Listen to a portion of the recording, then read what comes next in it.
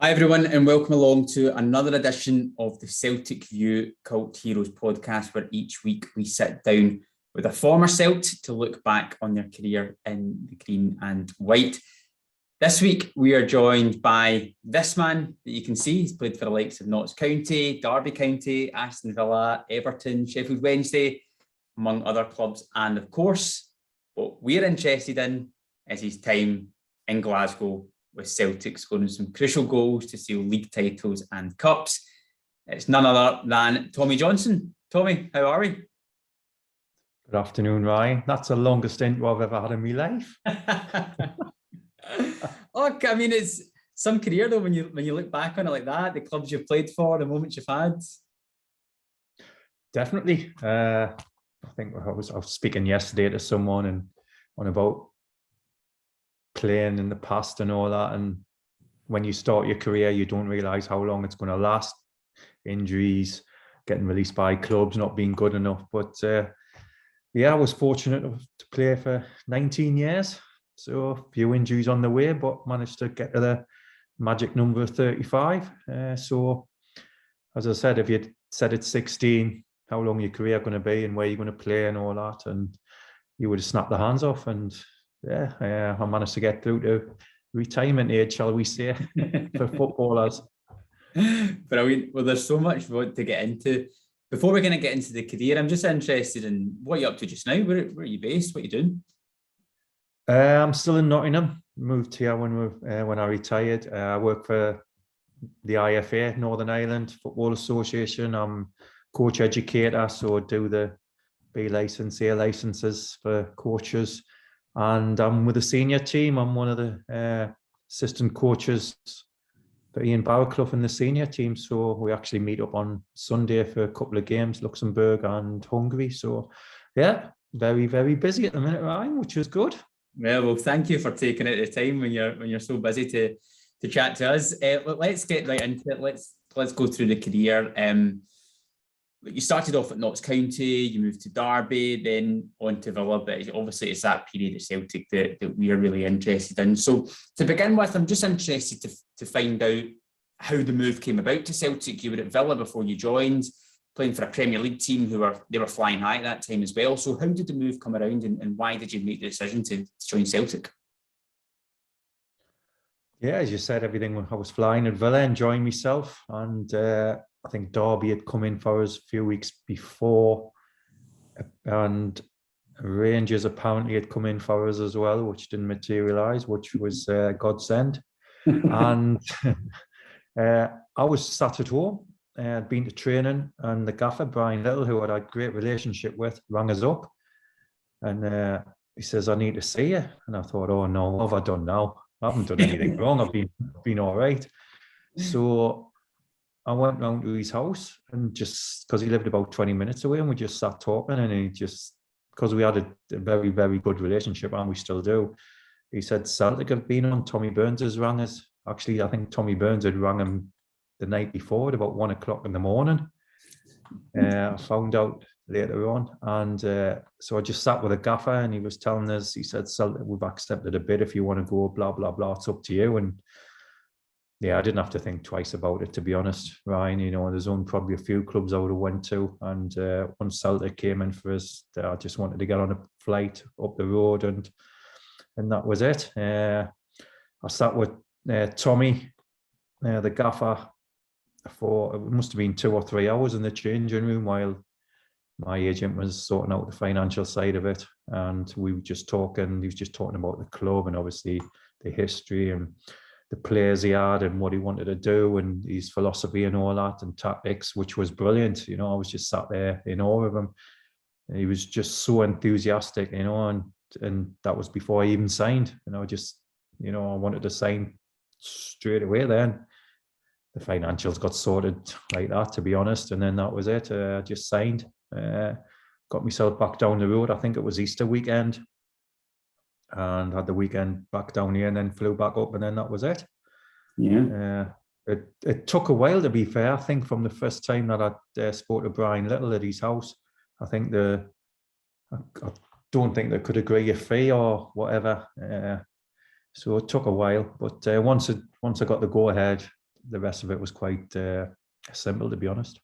Yeah, and it's quite well, nowadays it would be quite unusual, as you said. I think it was around March, April time that you signed. Nowadays, because of the sort of the set transfer windows of January and summer, we don't really get situations like that. So for yourself, when you were coming in with only like a couple of months or weeks left in the season, what was that experience like? Was it a bit more difficult to settle in, or did you settle in quite well? No, I settled in quite easy. Like I had to with all my clubs, you know, or you can probably tell I'm quite outgoing and all that. Not shy, shall we say, but respectful. We just come in, and I knew, as you said, it was, I think it was the third weekend in March, which in the old days, that's when the transfer deadline was. And I think I had to sign to play in the cup against Falkirk a couple of weeks later. So as I said, it was done pretty quickly. And settled in well. Great set of lads. Just unfortunate that didn't get off to the best of starts by getting beaten in the semi-final, and then Rangers won the league. So not the best of starts to my Celtic career, to be honest. Well, take us into those kind of first couple of days then, when you'd obviously moved clubs before that anyway, so you were accustomed to what it'd be like to join a new club and be in new surroundings and things. But those first couple of days at Celtic, what were they like? Is there any sort of memories that stand out for you? Anything significant that sort of happened? Yeah, well, when I came up, we went straight to Barrowfield, trained at Barrowfield, got changed at the ground, and then went to Barrowfield, which I hadn't been to, so I didn't realise what it was like the training ground.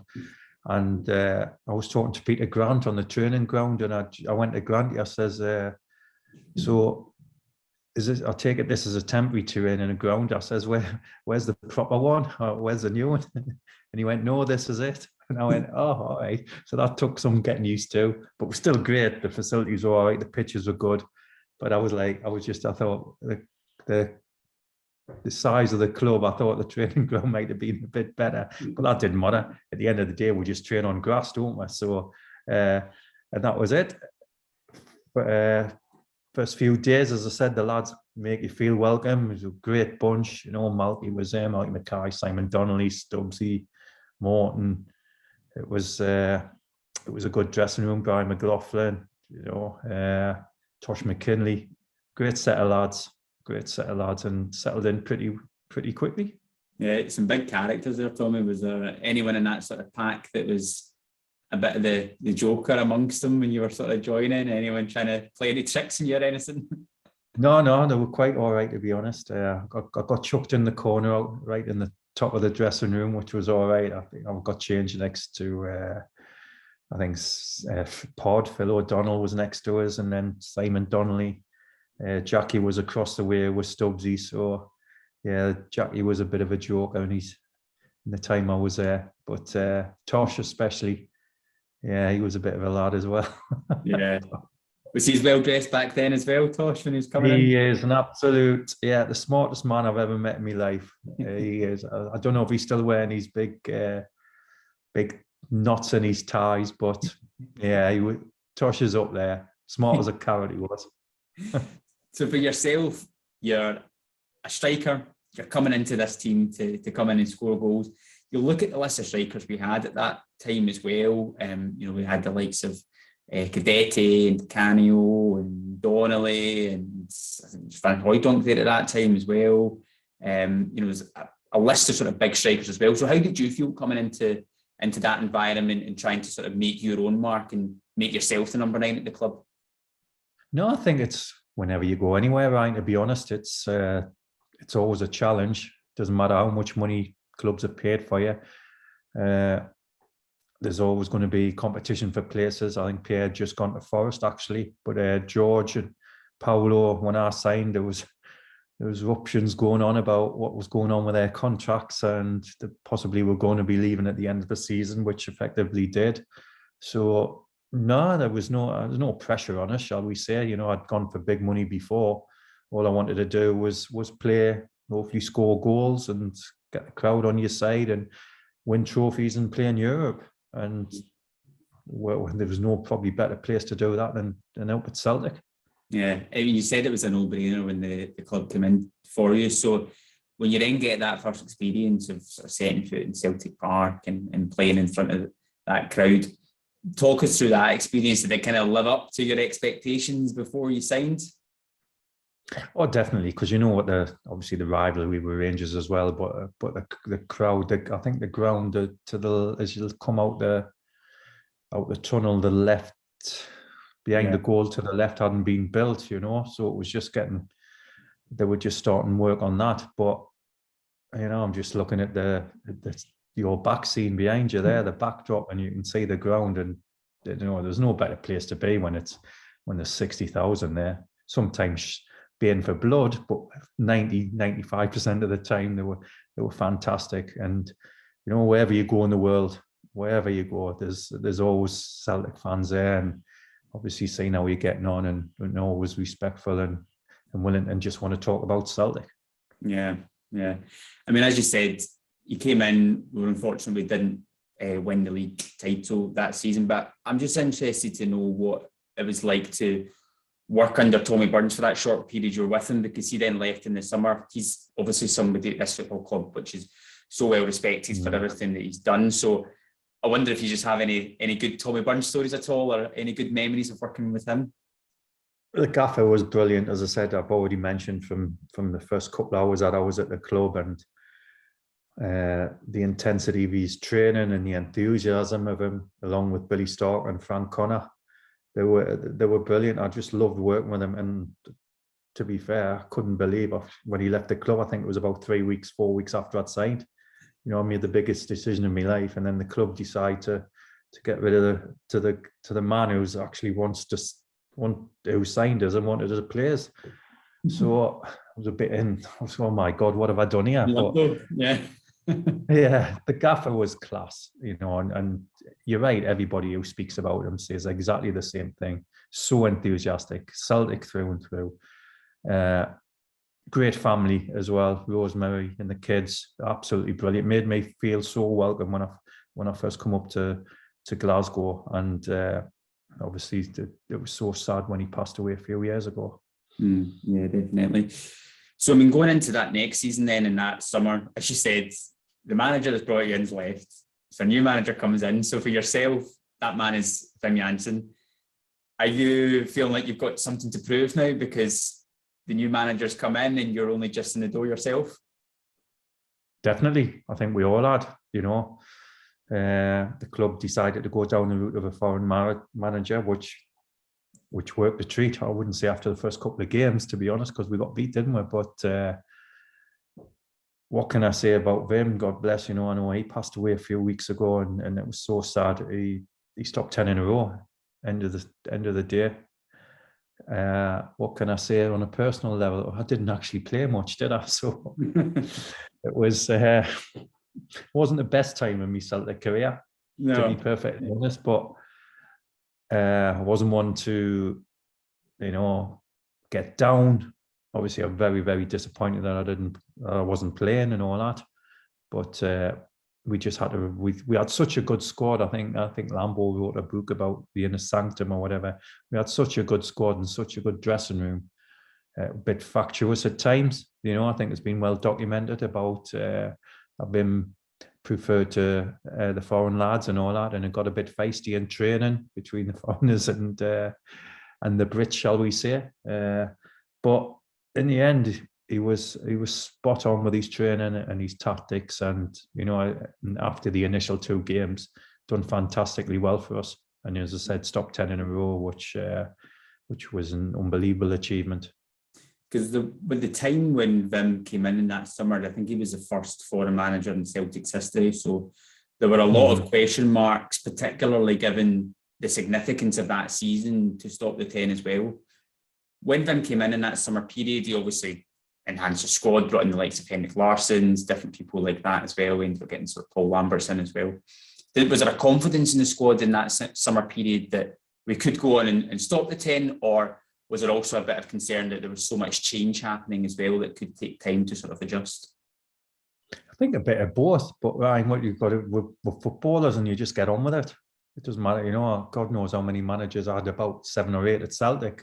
That's off the top of my head. So if you work out throughout my career, as with any footballer, how many managers have had, it's going to be into double figures easy.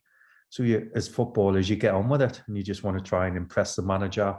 And if he picks you, happy days. And if not, you've got to try and work harder to get into the team.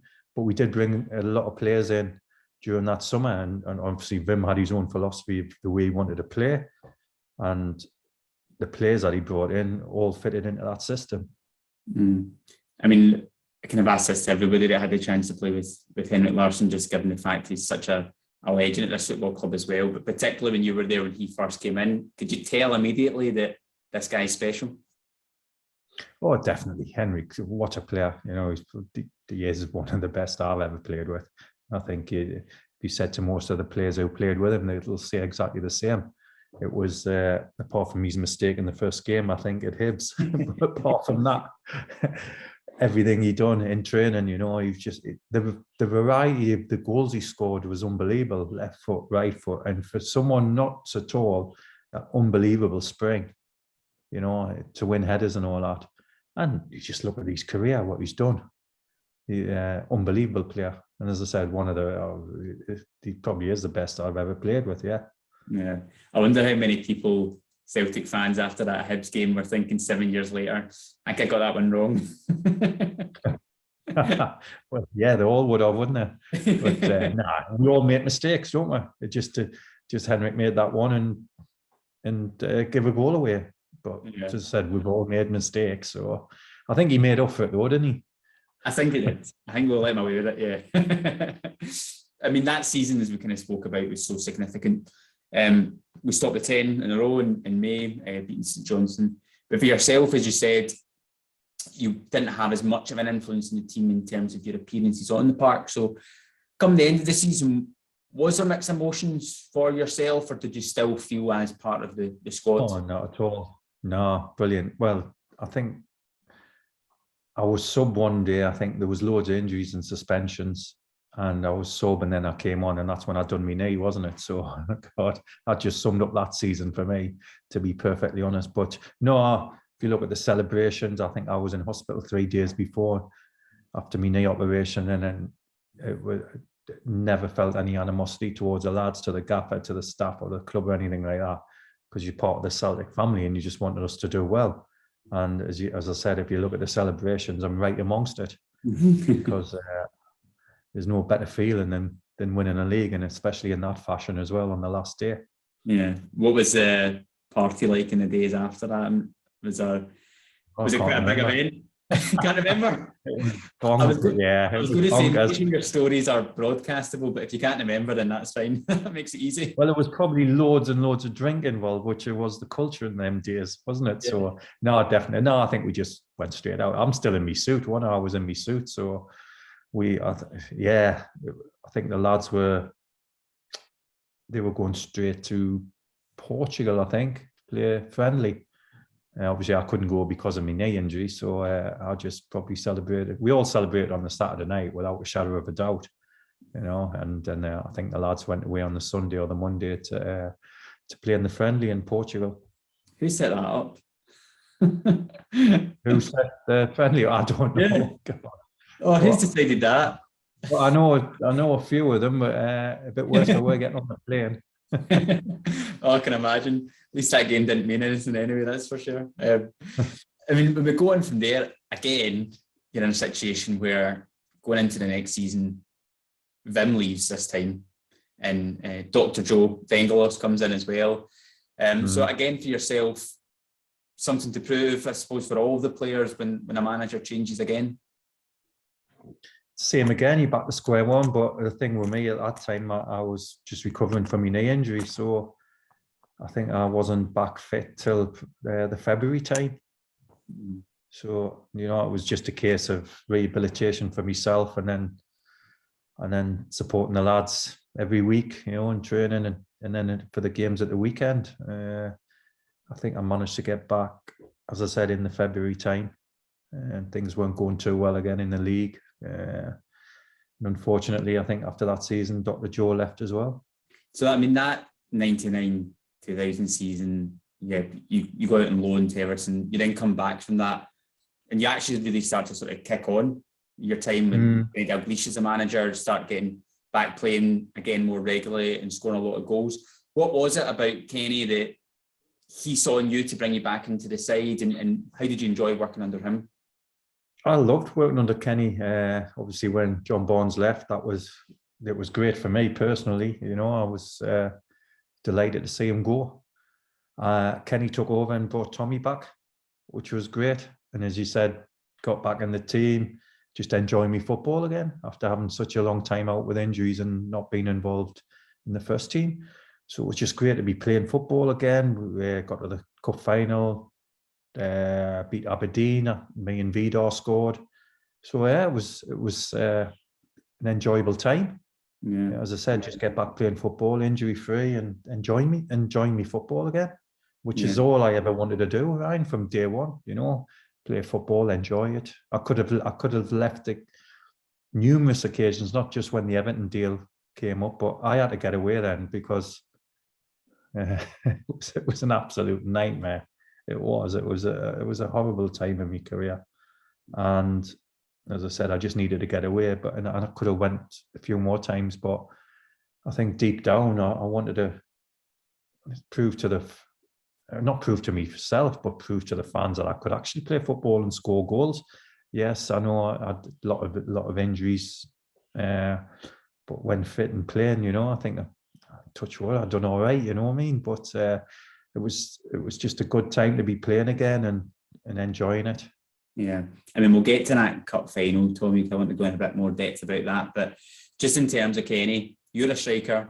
He was a pretty good striker as well.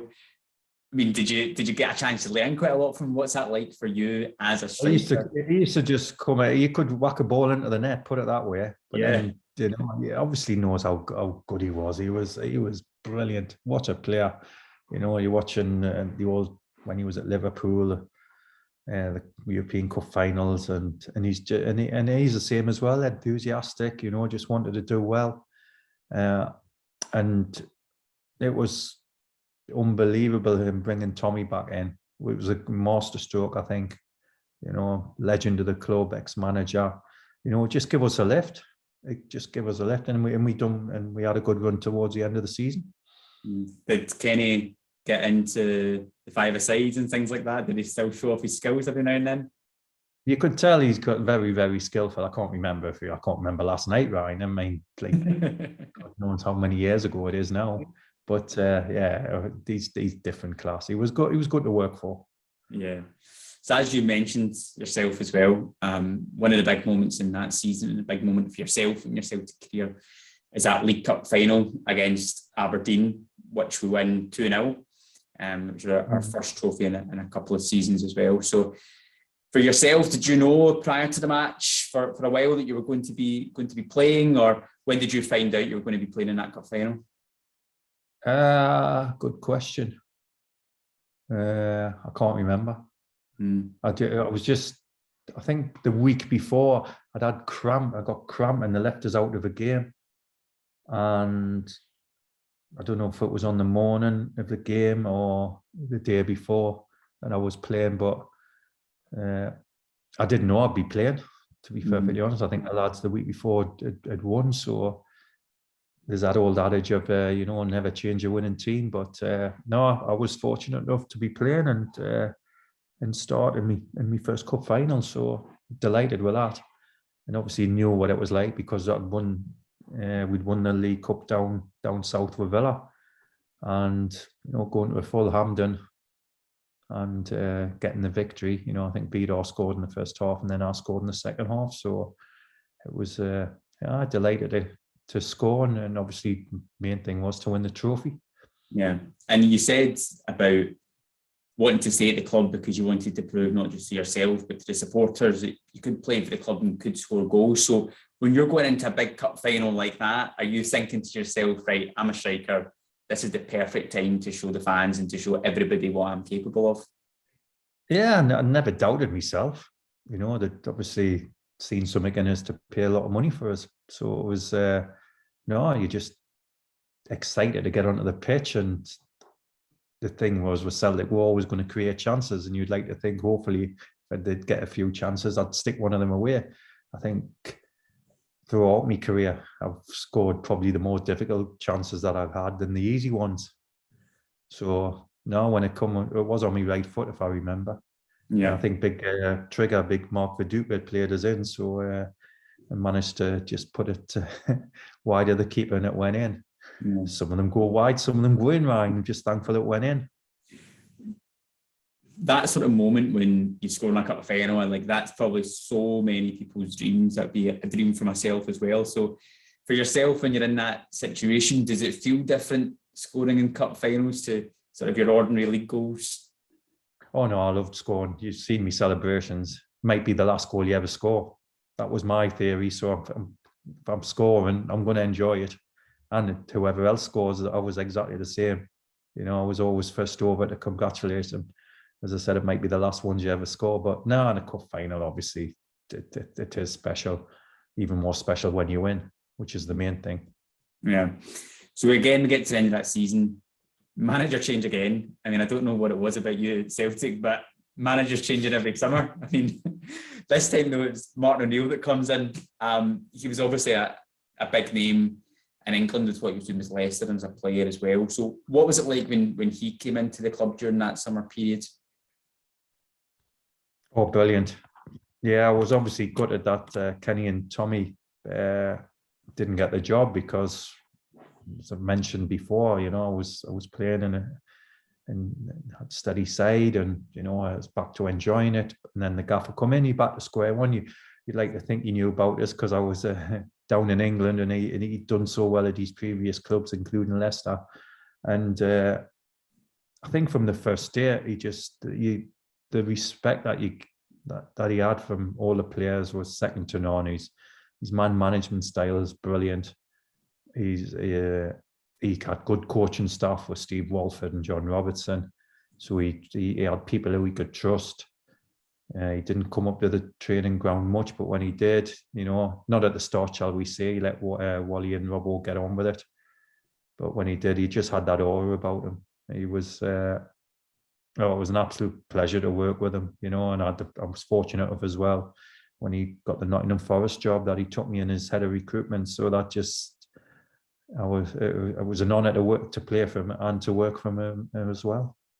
That season was obviously so successful for the club, winning a treble and winning the league by the number of points we did. So was there anything in that sort of summer pre-season period which you look back on now and think, that really, really helped us go on and achieve what we ended up going to achieve? Was there anything he changed about the club?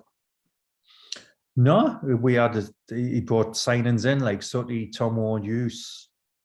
We still had the core of the players from previous seasons as well. So we just enhanced the squad. Certain style of playing. We played three at the back and got players who could play that formation as well. He just gave you confidence. But to be fair, when he needed a rollick, and we got one, you know, you wouldn't want to get on the wrong side of the gaffer. But as I said, the respect and the way he went about himself and the way he looked after the lads was second to one. But you wouldn't want to cross him, no chance. But if you'd done the business for him, he was brilliant. As I said, his man management is definitely the best I've ever worked with. Did you ever get in the end of the old hairdryer treatment? No comment. Okay, I think we know what that not as bad as Alan Thompson. Oh, man. So I mean, as you said, though, there's so many like more players came in, like Thompsons and Suttons and things like that as well. Again, more big characters in that squad, real sort of winners as well. Do you think that was one of the main reasons why we went on to achieve what we went to achieve? The players we brought in, but also the characters. Well, the players if you're bringing players into a club, you want to improve your squad first and foremost, right? You know, and he'd obviously knew Lenny from Leicester, knew how good he was in Leicester, and I did as well. And then playing against the likes of Sutty and Tomo down south. So you knew what they were like, and they were used to winning and, you know, big crowds and could handle pressure. So I think that's one of the big things when you play for Celtic. You've got to be able to handle it. You know, you're up against, you know, the mob from the other side of the city, and you've got to be able to handle end of as well as playing well. So they knew that from being down in England, and I think probably sort of he had not a point to prove, but he'd had a bad time at Chelsea, which he says himself. But I think the players that brought in just enhanced the squad that we already had, and give us a lot of confidence. First and foremost, for the gaffer to get them players in. So you go back to how much he was thought of to get the players in the first place was unbelievable. And as I said, they enhanced the squad. And again, the dressing room was brilliant. It was absolutely first class. We did go out. We enjoyed ourselves, but when we had to work, we worked. And more importantly, we won football matches. I was going to say that with the number of characters in that team, Tommy, and with Martin as well being a character himself, you must have some great stories and some great memories of that dressing room. The memories are unbelievable. It was obviously winning the treble. First season, the gaffer's been there. Rangers were absolutely flying at the time as well, make no bones about it. But we enjoyed ourselves at the club and out of the club. All the women got on really well. They were probably out more than us. There was a core of us who lived in Newton Mens, and then a core lived in Bothwell. And then you had the lads who lived in Edinburgh. So, but it was such a close-knit club. And, we even go back to the staff. Robbo, I knew Robbo from when his time down in England. And Wally, Scotty, the physio, Ange, God bless her, the kit woman. The gaffer made, like we all made everybody feel welcome anyway. But the gaffer just got us all together. There was no airs and graces. There was no big-time Charlies. We just all mixed in and got on really well, and people underestimate what a dressing room can be like off the pitch. But it was class. It was a hell of a season. I'm still grinning about it now. I'm still laughing. It was brilliant. The best season of my career, without a shadow of a doubt. And no one remembers the injuries and all the rubbish I went through with previous managers and that. They just remember that season, which was brilliant. It was to win the treble first and foremost. You got to win the league, and then to top it off with the 2 cups as well. It was brilliant. Yeah, and one of the big moments in that season, of course, is the day that we win the title again outright. You're obviously at the heart of that moment. So to kind of paint the picture, I think it's around the April time. We're playing St Mirren at home. If we win the game, then we win the title again. The game ends up 1-0. You score the winner to win the title. What was that moment like? I mean, to score the winning goal, it must just be such an amazing experience. Well, I nearly missed it, didn't I, Ryan? Dear me. Bobbled under my foot. God knows. It's, it was, I think we won on the Wednesday night against Dundee. I think Big Johan had scored with about 10 minutes to go. So we knew then we win on the Saturday, we're going to win the league. The gaffer come in before the game and go make history. Do you know what I mean? Go and do it. I think it was probably one of the earliest times the league had been won. Yeah. Early kick-off, 12 o'clock, red hot. It was Grand National Day, I remember that, because I had the winner, Red Marauder, and I don't bet, but it's because of me. Well, it's going grey now, but because of me red bonnet. So I had that as well. Family there, friends there, absolutely 60,000. Script was written, wasn't it? I think, God, I missed a couple of chances before the goal. Tomo went down the left, knocked it inside to Henrik. Why Henrik passed to us, I'll never know, because if I was in that position, I wouldn't be passing. I'd be shooting, but that was the mark of the man, unselfishness. He laid it to us, rolled under my foot. The crowd probably started thinking, oh my God, he will go again. It rolled under my foot, but luckily enough, got it out and it squirmed into the net under the keeper, didn't it? So just probably relief. That from then and ecstatic that we scored the goal, because we know once we're going in front, no disrespect to St Mirren, that would be it. Got the goal and that was it. Didn't want anybody else to score, to be honest. I was going to say that, Tommy. Are you going the Oh, rest of yeah. the game saying no one else? Like leave it 1-0. No, yeah. I got cramp again in the second half and come off, so I'm on the bench, and then just leave it like that. That'll be nice of the lads. Go on, just keep it at 1-0. I think we had bucket loads of chances, but fair play to St Mirren. I think they had a go later on in the second half, but we held on, and then once the whistle goes, that's it. Unbelievable experience.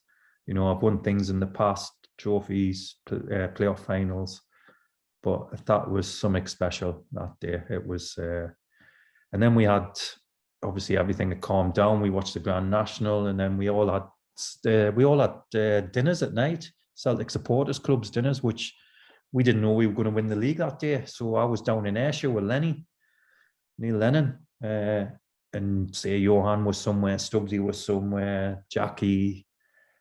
Everyone was dotted around doing supporters clubs doing. Then we all met in town after the game, and I think the women did as well. They all went out. So that was a late night. Then on the Sunday, me, Stubbsy, who else? Lenny, Big Johan, Gouldy. I think there was about 6 or 7 of us went out on the Sunday as well. And Lenny's dad was with us, and he was about 5'4". And then Stubbsy nicked his jacket and was walking around the middle of Glasgow with his jacket on, with his hands up here. It was a pretty bonkers weekend, as you can imagine, Ryan. Yes. Yeah. So where were you? I'm interested in knowing. So you've scored the goal. Do you then come out? When do you find out you've won the bet for the Grand National as well? Is that? Oh, we're watching it. Oh, we're just watching it in the green room we're just having a break, because obviously the champagne was flowing and whatever else was in the dressing room.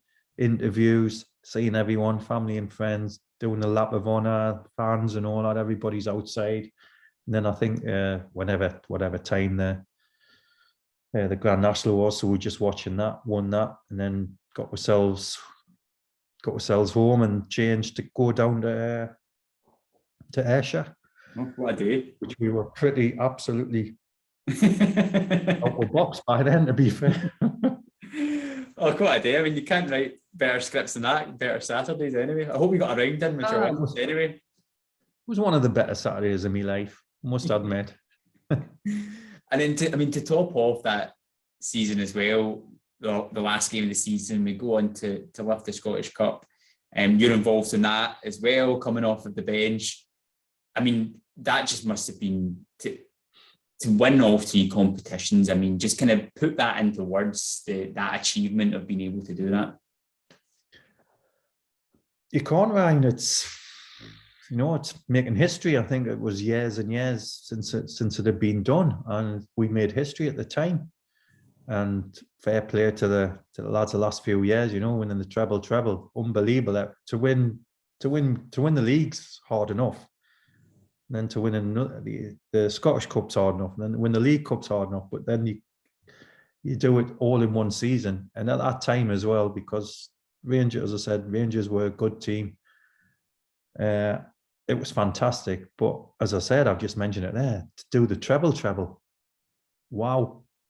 Under Brendan and Lenny, it's unbelievable. How do you do that? You've just got lost one game and then it's all over. But for us at the time, brilliant. It's in history. No one can take it away from us. As I said, we trained hard, we played hard. We had a very, very good team, and we enjoyed ourselves off the pitch as well. Yeah. I mean, those last 2 seasons for you were probably your most fruitful in front of goal. So when we get to that sort of summer period at the end, you end up, I think that's the summer that you leave the club. What was the considerations there? Why did you think that was the right time to end up leaving? I was out of contract. I'd gone in soon after, and the gaffer offered us a new contract. And at the time, I just went, no, I just want to play regular football. I was 30, Ryan. Could I have done any more? Was not in probably the last 18 months where I really, really enjoyed it. Was I going to be playing regularly? know I was going to be, probably a squad player. So, and I was just got to the time in my life where I thought I need to play regular. It wasn't about the money. As I said, the gaffer offered us a new contract. I turned it down in first, but then came back for pre-season.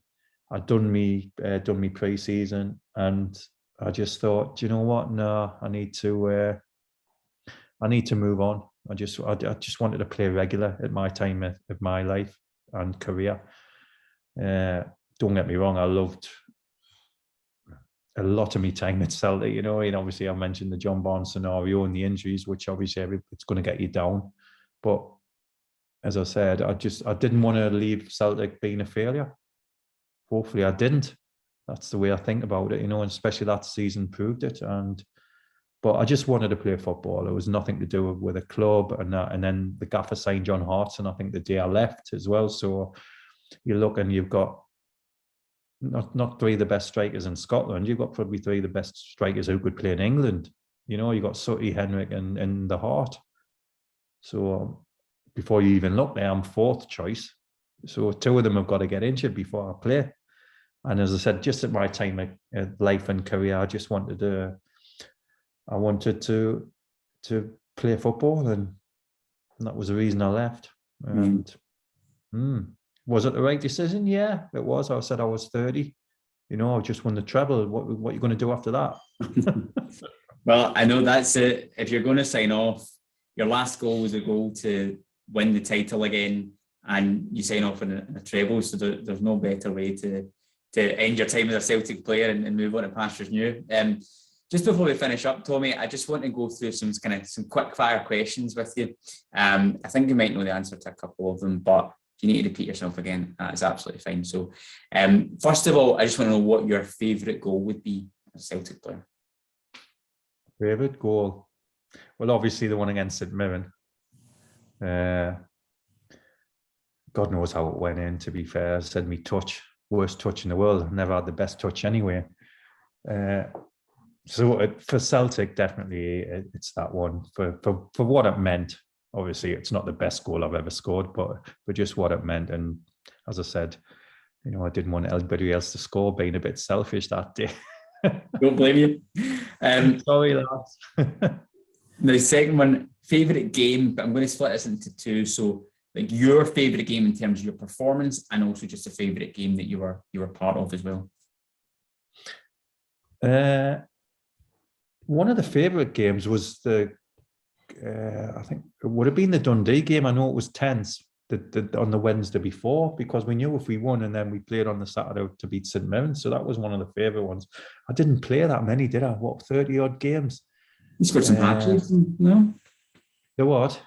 You scored some hat-tricks amongst all yeah, of that? Aberdeen at home, I think. Yeah, against Big Marsh, I think it was. Was it? No. Or was that Kilmarnock, when Marsh was at Kilmarnock? Yeah, scored against him, so that's good. No, we're still keeping touch quite a bit, along with Darren Jackson and Malky Mackay. We're very, very close. So, the hat-trick games, the balls are upstairs in the loft, just gathering dust. But, I said probably them games, yeah. Yeah. Best atmosphere you witnessed at a Celtic game? The St Mirren game. Without a shadow. It was, to be fair, most of the time at home, once the new stand had been done, the fans were unbelievable. And they go back to the European nights. I think it was pre-Champions League that when I was there. But the atmosphere against St Mirren that day was unbelievable. And it wasn't just the fact of winning the league that day, and then the fans stayed around for hours and hours afterwards, after the do and the supporters do's, and then going into town and then see the tricolours everywhere on the way into Glasgow. As I said, the fans are second to none. They're unbelievable, and wherever you go, there's a Celtic fan somewhere. This one, I think you mentioned it earlier, but best player that you played with? Henrik, out of shadow. As a fellow centre forward, he had everything. And Paul McGrath at Aston Villa, centre half. He never trained. God knows how he done it. He was unbelievable. But it would be Henrik. Brilliant. Funniest teammate? What, apart from me? You can say yourself, that's fine. Oh, we like to laugh and a joke. Jacko was funny, Darren Jackson. Tomo on his day. Sutty was dry, so dry he could. Oh, You must have a good Sutton story. You must have a good Chris Sutton story. Sutty, yeah. There's two actually. We were in America middle of the season, was it? We had the winter break, so we were training, and then the gaffer had let us have a few bevies after, but we knew we were training the next day. So unlike us, we took it steady. So there was me, obviously, Sutty, the normal crew, Stubbsy, Tomo, Gouldy, Big Johan, Jackie. So we were having a few bevies, and then Tomo was he's starting to get a bit leery, like, and Sutty's pouring it down. He's, go on, keep going, Tomo, do you want some more? Do you want some more? As Sutty does. And then the gaffer's obviously seen us and all that, and we're all right. And it was Tomo, I think the next day we were trained, and then the gaffer just got a hold of Tomo and just says, right, Tomo, what were you like yesterday and all that, blah, blah, blah. He made him run until he was nearly sick. But that was Sutty the day before, just piling the drink down him. The other one, we were playing Rangers away, and I think it's when what was the score when we'd won the league? Did Lubo score, Henrik? I think we'd already won the league, but then we won 3-0 or something. Was it 3-0? Yeah. And I remember little Sean coming on for me, Sean Maloney, and afterwards, so the bus is outside Ibrox, and they're obviously going mad, the Rangers fans. So we used to play cards. It was me, Sutty, Tomo, Robbo, a couple of others used to play cards. So we're sat, and Sutty's next to the window, and they're banging the bus. And Sutty just got a wedge of cash out his pocket and just started waving it to the Rangers fans. And I was like, we going, what you doing, Sutty? What you doing? So they're going even more, man.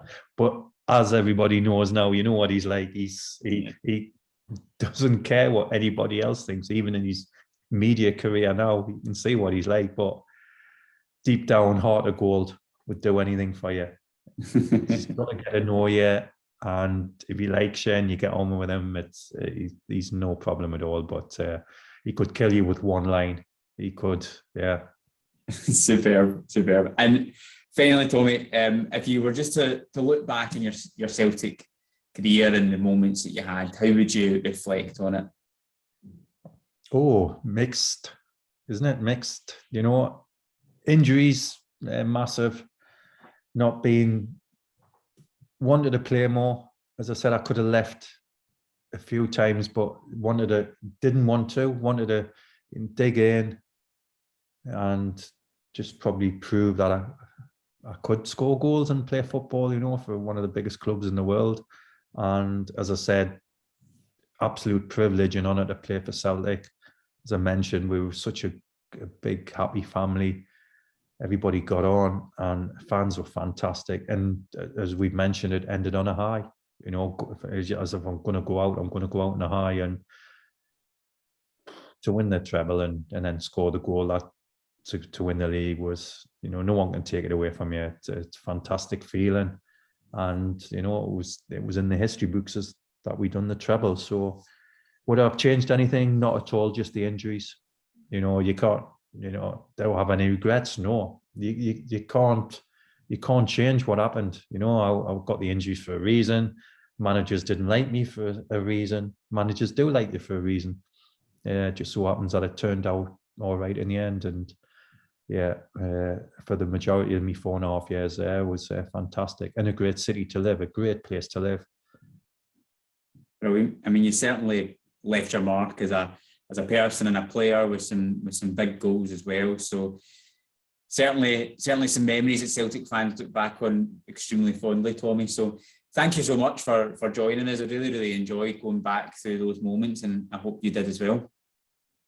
Oh, I loved it. Yeah, nice to reminisce again, even though it's a few years ago. And sometimes you can't remember certain stuff because we're getting on a bit in the age now. Well, you're not, Ryan. You're just a bairn, aren't you? But we are.